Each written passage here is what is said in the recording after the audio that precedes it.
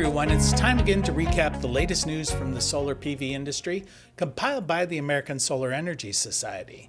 I'm Jay Warmke with SolarPVTraining.com, and this is what's happening in the wonderful world of solar for the week of January 19th.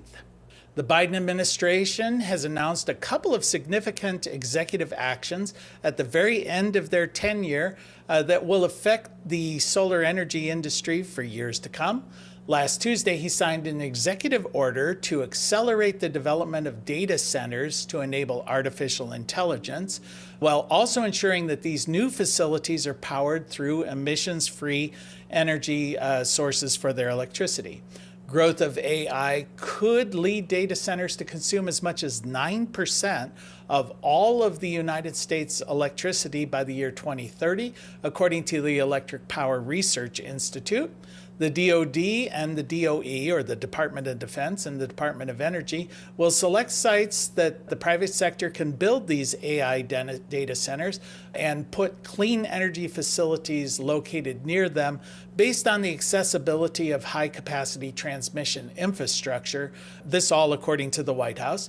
Critics of the move claim that the administration is giving energy-guzzling AI data centers preferential access to prime location siting, as well as exclusions from current environmental laws.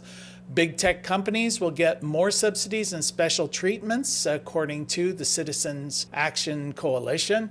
Meanwhile, they claim consumer electricity bills will continue to increase. In other action, the Biden administration has announced a number of grant awards that will drain funds from programs that the Trump administration has vowed to defund. For example, last week, the White House announced commitments through its Title 17 Energy Infrastructure Reinvestment Program, offering nearly $23 billion to utilities that serve about 15 million customers. The low-interest loans will support transmission, clean generation, and energy storage.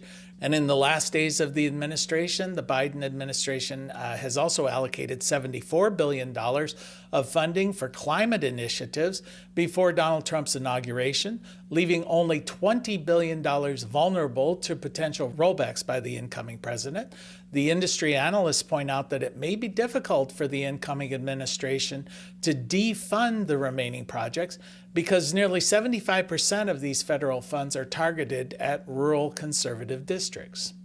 While only 4% of the operating utility-scale land-based renewable energy programs or capacity is in federally administrative lands, according to a report released last week by NREL, the National Renewable Energy Labs, about 12% of all of the oil and natural gas pipeline drilling is in federally administered lands. Now, according to the report, the U.S. could deploy between 51 gigawatts and 84 gigawatts of renewable energy projects on these federal lands by the year 2035, which would generate up to 10% of all of the clean energy needed to reach a net zero emissions. The year-over-year inflation rate for the U.S. electric prices reached 5.9% in May, up from 3.8% in January, according to the Bank of America Institute, which is an economic think tank. Now, since 2003, monthly electric prices have increased at an average rate of 3.1% year-over-year. Electric vehicles and heat pumps are driving consumer electricity demand higher, while industrial onshoring, or bringing factories onshore, and the rise of data centers with artificial intelligence are also putting upward pressure on prices, according to analysts. The U.S. electric demand stagnated over the last decade, but the U.S. Department of Energy says grid operators are now expecting annual demand growth of about 5% to 6% per year. According to NERC, the 2024 long-term reliability assessment, well over half of the continent is at elevated or high risk of energy shortfalls over the next 5 to 10 years. Now, NERC is the North American Electric Reliability Corporation.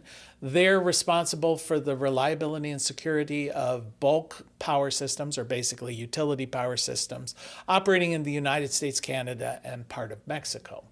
According to NERC's long-term reliability assessment, the demand growth will be higher than any time in the last decade. It has grown by over 50% in the last decade and is expected to grow another 16% over the coming decade.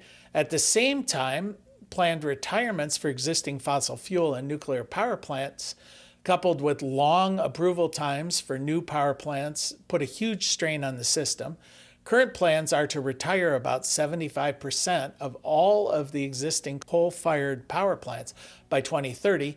Meanwhile, it currently takes as much as 5 years for a new utility-scale power plant to receive approval to interconnect to the grid. And that is the news from the solar industry for this week. We'll see you next week.